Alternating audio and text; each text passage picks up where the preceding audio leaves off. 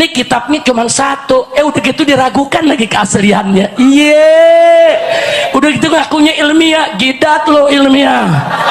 Ini kitabnya cuma satu, udah gitu diragukan lagi keasliannya. Iya, udah gitu ngakunya ilmiah, jidat lo ilmiah. Masya Allah, insya Allah kapan-kapan nanti Habib Hanif sudah menjawab dengan sangat bagus, argumentatif, saudara. Insya Allah kalau nanti saya ada waktu, kalau ada waktu.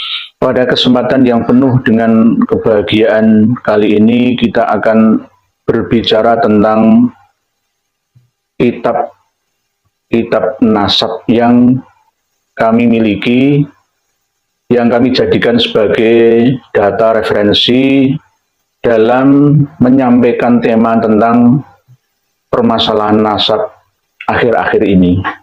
Ada tuduhan dari Kang Mas Muhammad Rizik Syihab yang menuduh kami katanya hanya dengan modal satu kitab Asy-Syajarah Al-Mubarakah yang diragukan saja sudah berani cuap-cuap ngomong masalah nasab. Lah ini saya buktikan semua.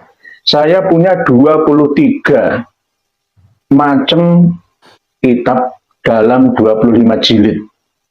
Mulai dari abad 3 Hijriah sampai abad 14 Hijriah. Selama ini yang disampaikan oleh adik saya Kiai Haji Maduddin Utsman masih berbentuk tulisan. Beliau malah lebih banyak kitabnya daripada saya. Jadi jika saya diadu dengan Kiai Haji Maduddin Utsman, jelas saya kalah. Sebelum bertanding itu saya sudah kalah karena beliau adalah orang yang alamah. Saya ini masih jauh dari kata-kata alim saja nggak bisa, belum bisa saya. Saya ini masih rendah, belum sampai alamah. Cuma saya ikut terpanggil dalam rangka dakwah, mumpung saya masih hidup.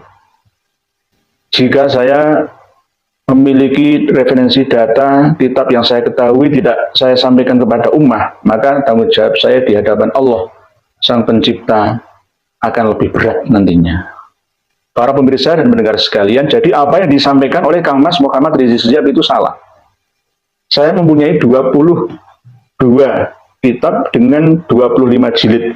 Ada yang 3 jilid, ada yang 2 jilid, ada yang cuma 1 jilid. Dan masih ada 7 lagi kitab. Ini khusus kitab tentang nasab loh ya. Beda dengan kitab-kitab lain, kitab fikih, ya, kitab sejarah yang lain, kitab-kitab tasawuf, ya, kitab-kitab tentang tauhid, ya, atau gabungan antara akidah dan akhlak atau tasawuf. Ya. Enggak. Ini kitab khusus tentang nasab. Jangan menuduh, wah itu terbitan Syiah. Maaf, 80% kitab nasab itu milik Syiah. Karena yang nguri-nguri dzurriyyah Nabi itu dari kalangan mereka.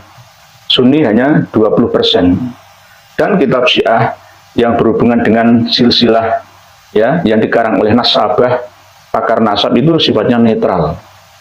Tidak ada kepentingan yang bertujuan untuk merusak akidah, tidak. Hanya sekedar furu'iyah, syariah. Para pemirsa dan pendengar sekalian rahimakumullah. Di Indonesia ini semuanya sudah pada cerdas semua. Yang kitab abad 10, 11, 12 ini dapat kita jumpai melalui PDF.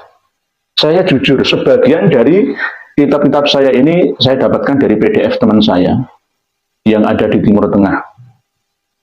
Jadi ada yang berupa cetakan asli dan ada yang berupa PDF dan semuanya dijamin keasliannya. Oleh sebab itu belajarlah kita tanpa henti karena ilmu ini terus berkembang dinamis. Khususnya kawan-kawan dari pesantren ataupun alumni lulusan pesantren-pesantren yang belum pernah mengenal kitab-kitab ini, belum pernah melihat kitab-kitab ini, sebenarnya mempelajari kitab nasab itu mudah. Tidak sesulit belajar kitab fikih dan kitab tasawuf ataupun belajar falakiyah, ilmu perbintangan. Bahkan lebih sulit belajar ilmu hikmah yang ada rumus-rumusnya itu, cara membuat azimah, ya, cara mempelajari waktu yang tepat untuk membuat azimah, untuk zikir, untuk uzlah, dan lain-lain. Itu malah justru lebih sulit kitab-kitab hikmah. Kalau kitab nasab ini sebenarnya sudah paten. Hanya sekedar namanya diulang-ulang. Jadi nama Muhammad, nama Ali, nama Abu Bakar, nama Umar, nama Utsman itu bola balik Ali Alawi bin Alawi bin Fakih itu bola balik ya sama. Oh, namanya orang Arab itu. Yang paling sulit lah namanya orang Nusantara ini yang paling sulit. Karena wajahnya orang Nusantara ini juga sulit, nggak ada yang sama. Kalau wajahnya orang Arab, orang Eropa, orang Rusia, orang Afrika itu mirip-mirip. Kalau orang Indonesia ini cari yang persis sama itu sulit. Ya, orang Cina, orang Jepang, orang Korea, ya itu mudah dikenali ya wajahnya, kulitnya. Tapi kalau orang Nusantara ini memang sulit, misteri, ya misteri. Para pemirsa dan pendengar sekalian rahimakumullah, kita menyampaikan sesuatu itu ada pertanggungjawaban, baik di hadapan Allah ataupun di hadapan sesama umat manusia dan di hadapan hukum yang ada, hukum negara. Jika tidak ada dasar, hanya sekedar ngomong-ngomong saja, ngomong belakang sama dengan bohong, dosanya sangat berlipat ganda. Jika semua orang bisa berbicara semaunya, maka rusak sudah tatanan keilmuan yang sudah berjalan nyata di sekitar kita, di zaman kita ini, di Indonesia kita ini. Oleh sebab itu semuanya harus berdasarkan referensi data. Dari 10 kitab ini, mulai dari abad ketiga Hijriah, 4, 5, 6, 7, 8, bahkan 9, ini kalau kita disuruh untuk menemukan nama Ubaidillah itu nggak ada. Ini, nggak ada. Kalau ada, saya bilang ada. Kalau nggak ada, saya bilang tidak ada.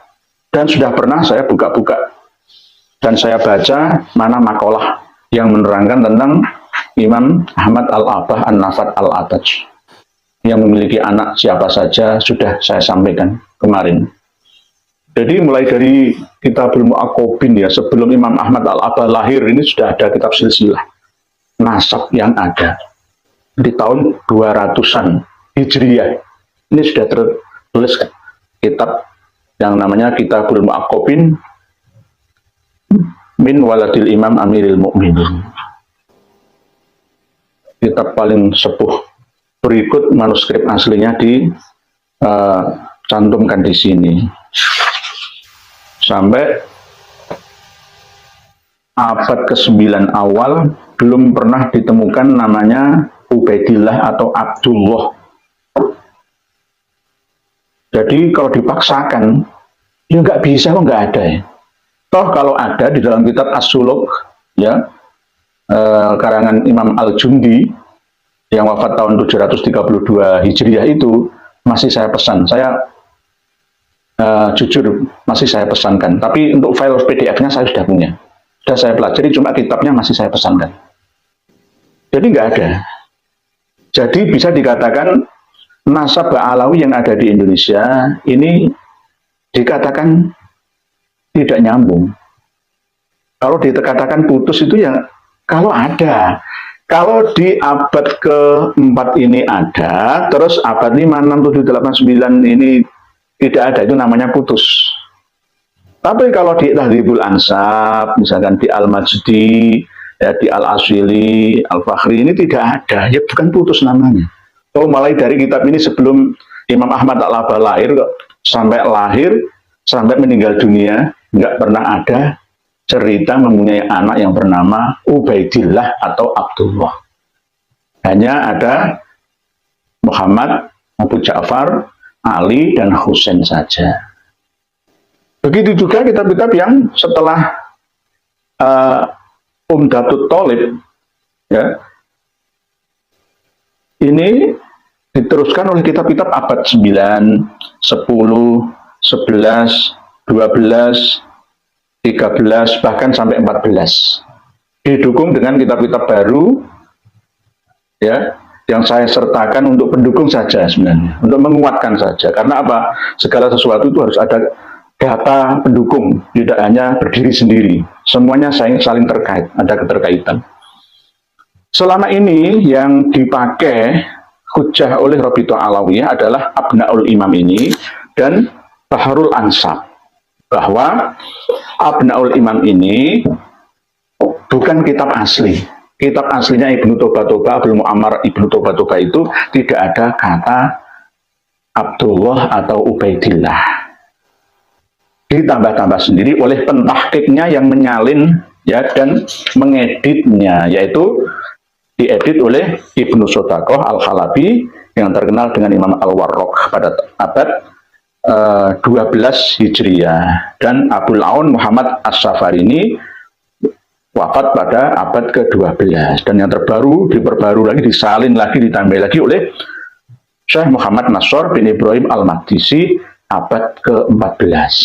Jadi yang ada tulisan anak dari Imam Ahmad Al-Abbah itu justru malah 4. Kalau Rabi'ah Alawiyah menolak Asy-Syajarah Al-Mubarakah abad 56 karya Imam Fakhrur Razi, ya, ini yang menerangkan tentang Imam Ahmad mempunyai 3 orang anak, Muhammad, Ali, dan Husain. Di Abnaul Imam di Misra wa Syam Lil Hasan wal Husain radhiyallahu anhuma itu menyebutkan bahwa ditambah 1 lagi anaknya Imam Ahmad Al-Abbah itu. Jadi bentuknya ada tambahan begini, diagram. Kan tinggal nambahin saja, tinggal nyalin aja, tak seret, tak nambahin nama, tak cetak lagi, disalin, edit, copy, paste, jadi. Ditambah lagi Muhammad, Abu Ja'far, Ali, Husain, dan Abdullah di sini. Dari mana pentahqiq Abnaul Imam di Misra wa Syam Al-Hasan wal Husain mendapatkan informasi bahwa anaknya Imam Ahmad Al-Abbah itu ada 3? Ya dari ini, Syajarah Al-Mubarakah. Dari mana lagi? Selain Syajarah Al-Mubarakah tidak menyebutkan selain nama Muhammad, Abu Ja'far, Ali, dan Husain pun tidak disebutkan. Jadi dari kitab 10 ini yang menyebutkan Ali dan Husain adalah hanya Asy-Syajarah Al-Mubarakah. Nah, kitab Abnaul Imam ini sebenarnya lebih tua daripada Tahdzibul Ansab. Namun yang aslinya, manuskrip aslinya karya Abdul Mu'ammar Ibnu Toba, tetapi sudah disalin berulang-ulang. Sama dengan kitab Negara Kertagama yang dicetak pada 556 tahun yang lalu, terus saya salin sekarang. Saya yang menyalinnya pada tahun 2023 ini. Saya tambah-tambahi, keturunan Hayam Wuruk itu ada nama saya.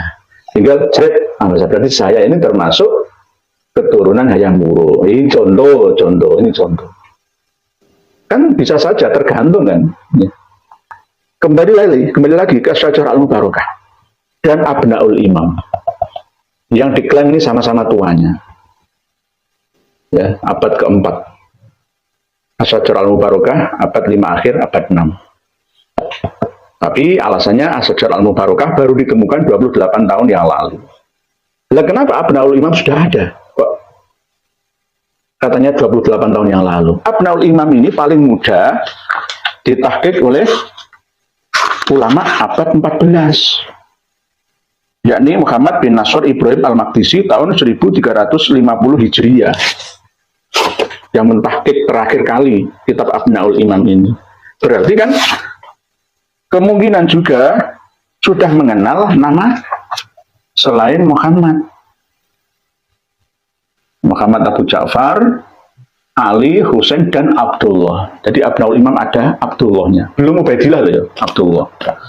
Setelah itu dikuatkan lagi oleh Bahrul Ansab yang ditahqiq, yang salin kembali oleh pengarang kitab Ar-Raudhul Jali Syekh Murtadha Az-Zabidi, yang aslinya kitab Bahrul Ansab ini juga tidak ada nama Abdullah. Tidak ada nama Abdullah. Jadi kalau yang merah ini tambahan, salinan tambahan. Kalau yang hitam ini salinan yang lama. Jadi kalau ada merah ini berarti ada tambahan salinan. Mungkin ada informasi terbaru menurut ahli sejarah lalu dimasukkan. Baru pada abad 12 Hijriah oleh Syekh Murtadha Az-Zabidi ditambah lagi ada nama Abdullah, bukan Ubaidillah loh ya, Abdullah. Jadi Abnaul Imam, Bahrul Ansab, Ar-Raudhul Jali, Syekh Murtadha Az-Zabidi ini juga abad 12. Beliau menerangkan panjang lebar tentang keturunan dari Imam Abdullah Wakila Ubaidillah yang mempunyai 3 orang anak, yakni Basri, Alwi, dan Jadid. Atau Bani Jadid, Bani Alawi, Bani Basri, dan Bani Jadid. Ini Ar-Raudul Jali. Ada Ar-Raudul Jali, tapi tidak disepakati oleh pakar nasab. Tidak, hadza mattafaqu alaihi nasabun min aqibi Ahmad bin Isa. Yang disepakati adalah Muhammad Abu Ja'far yang berdomisili di Roy, Teheran, Iran. Berikutnya adalah Ansabul Asyair Al-Arabiyah. Ya, ini termasuk baru, ini termasuk sama seperti kitab Al-Istizadah, seperti majalah informasi yang berisi ya silsilah berikut sejarah dan fakta-fakta di mana pengarangnya ini hidup, ada peristiwa apa dicatat di situ, sama seperti surat kabar atau majalah. Ini juga sangat kontras dengan semua kitab yang ada. Bahkan dari manuskrip turun-temurun keluarga Al-Qabiji dari anaknya Imam Ahmad Al-Aba yang bernama Ali yang ada di Romlah, sebagian juga ada di Irak, itu mengatakan bahwa Imam Ahmad Al-Abah Al-Muhajir itu tidak hijrah ke Hadramaut. Hijrahnya dari Baghdad menuju ke Indus, di lembah sungai Indus, daerah India yang sekarang dipecah menjadi 3 negara, Pakistan, India, dan Bangladesh. Ini tahun 313 Hijriah, bukan tahun 317. Dan bahkan Imam Ahmad beserta dengan anak cucunya sampai Imam Ali Al-Uraidi itu semua adalah penganut Syiah Imamiyah. Nggak ada yang Ahlus Sunnah. Bahkan makamnya Imam Ahmad Al-Aba itu tidak di Khusaisah, tapi di Najaf, Irak. Nah ini ada di sini. Ini yang selalu ditolak oleh Gus atau Habib Rumel Abbas. Katanya nggak konsisten, katanya mencari kitab yang primer. Kok ini diikutkan? Nah, ini hanya data pendukung, pendukung saja. Berikutnya adalah kitab Tufatut Thalib di Ma'rifati Man Yantasibu ila Abdillahi wa Abi Thalib. Ini ada, nama Abdullah itu ada. Masih belum Ubaidillah loh ya. Ini tahun 996 wafatnya Imam Muhammad As-Samarqandi Al-Madani. Tufatut Thalib di Ma'rifati Man Yantasibu ila Abdillahi wa Abi Thalib. Sudah pernah saya terangkan, nanti insya Allah akan kita bahas lagi. Ini yang saya jadikan sebagai pegangan bahwa hilangnya nama Ubaidillah atau Abdullah itu selama 650 tahun sejak wafatnya Imam Ahmad Al-Muhajir atau Al-Abah An-Nafat Al-Antaj 345 ditambah 650, ketemunya tak bikin yang genep aja. Sebenarnya sama seperti keterangan yang digunakan oleh Kiai Haji Madudin Usman ya 651 tahun. Saya ngambil 650-nya saja. 650 tahun tidak ditemukan secara resmi oleh pakar nasab. Sekali lagi oleh pakar nasab. Kalau pakar sejarah ada mulai abad 8. Imam Al-Jumli dalam As-Suluk fi Tabaqatil Ulama wal Muluk. Ahli sejarah Yaman. Tapi namanya masih belum kuat, masih simpang siur, belum jelas. Dasarnya dari mana? Hanya sekedar merekam peristiwa yang ada. Sama seperti Gubernur Jenderal Inggris Thomas Stamford Raffles ketika menerangkan tentang sejarah Wali Songo. Dia tidak sampai merunut apakah Wali Songo ini nyambung ke Abdul Malik Azmat Khan bin Alwi Amul Faqih atau tidak. Ya nggak sampai ke situ. Raffles itu hanya sekedar pelaku sejarah, ahli sejarah, mu'arrikh, tokoh politik. Jadi tidak sampai merunut, bener apa enggak ini? Kitabnya mana? Apakah Wali Songo ini Ba'alawi atau tidak? Amul Faqih punya anak yang bernama Abdul Malik yang ada di India. Ya, Amul Faqih ini ya dari Ba'alawi, berarti Wali Songo semua Ba'alawi kecuali Sunan Kalijogo dan Sunan Muria. Nah, ya macam-macam kan. Nah, itu bukan urusannya ahli sejarah. Itu urusannya ahli nasab. Dan saya pernah mengatakan bahwa Wali Songo mulai dari Said Maulana Malik Ibrahim, Sunan Ampel, Sunan Giri, Sunan Derajat, Sunan Bonang, Sunan Kudus, Sunan Muria, Sunan Kalijogo, Sunan Bujati, itu tidak ada yang nyambung ke Ba'alawi. Nanti akan saya bukakan Tarikh Al-Bukhari dan Tarikh Hadramaut dan Tuhfatul Muhtaj saya punya. Insya Allah kita akan bahas pada sesi yang lain. Masih panjang, ngaji terus kita ini. Tuhfatul Thalib tidak ditemukan nama, baru ada di sini. Wafat 996. Kalau dirunut dengan kitab Tabaqatun Nasabin, tulisannya di sini adalah Imam Muhammad As-Samarqandi Al-Madani ini hidup sampai 994 tahun. Nah, wafatnya 996 tahun. Jadi saya ambil jalan tengah. 650 tahun tidak ditemukan misteri nama Abdullah dan nama Ubaidullah atau Ubaidillah.